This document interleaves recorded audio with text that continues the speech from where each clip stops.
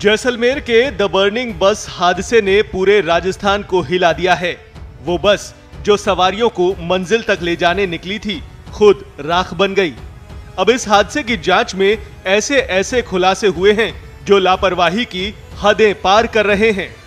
दरअसल जैसलमेर हादसे में मरने वालों की संख्या बढ़कर 22 तक पहुंच गई है, जबकि कई लोग अब भी गंभीर रूप से झुलसे हुए हैं।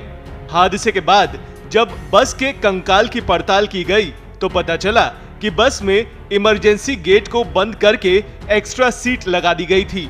यानी हादसे के वक्त लोगों के पास बाहर निकलने का कोई रास्ता नहीं था। और तो और बस नॉन एसी में रजिस्टर्ड थी, लेकिन चल रही थी एसी बस के तौर पर। मतलब सुरक्षा और मानकों का खुला उल्लंघन हुआ। साथ में जो बस थी उसको भी देखा।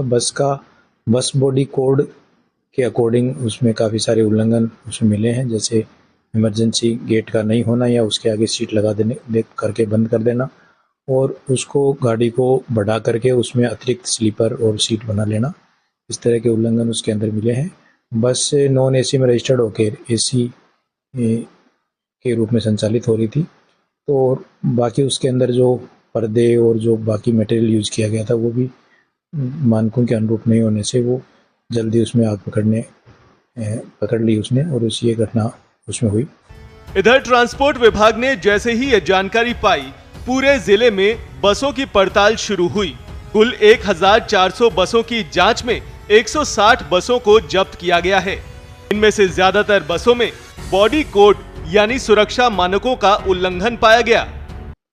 जो बस बॉडी कोड के जो मानक हैं उनका उल्लंघन करके जो बसें चल रही हैं उनकी जांच पूरे प्रदेश भर में की जा रही है, और उसमें 1400 बसों की जांच कल से लेकर आज तक कर दी गई है। उसमें से 162 बसें ऐसी पाई गई हैं जिनके अंदर की बस बॉडी कोड का उल्लंघन मिला है, उनको बसों को जब्त किया गया है। साथ ही राज्य सरकार का मानना है कि इस प्रकरण में एक तीसरी स्वतंत्र इकाई एजेंसी से भी इसकी जांच कराई जाए। उसके लिए जो भारत सरकार के अधीन ही एक ऑटोनोमस संस्था है, central institute of road transport Pune, उनको भी निवेदन किया गया राज्य सरकार की ओर से। उन्होंने 2 सदस्य एक दल जो विशेषज्ञों का है वो कल शाम तक जैसलमेर आकर और मौका मुआयना करेगा। अब सवाल ये उठता है कि आखिर यात्रियों की जान को इस तरह खतरे में डालने का जिम्मेदार कौन है?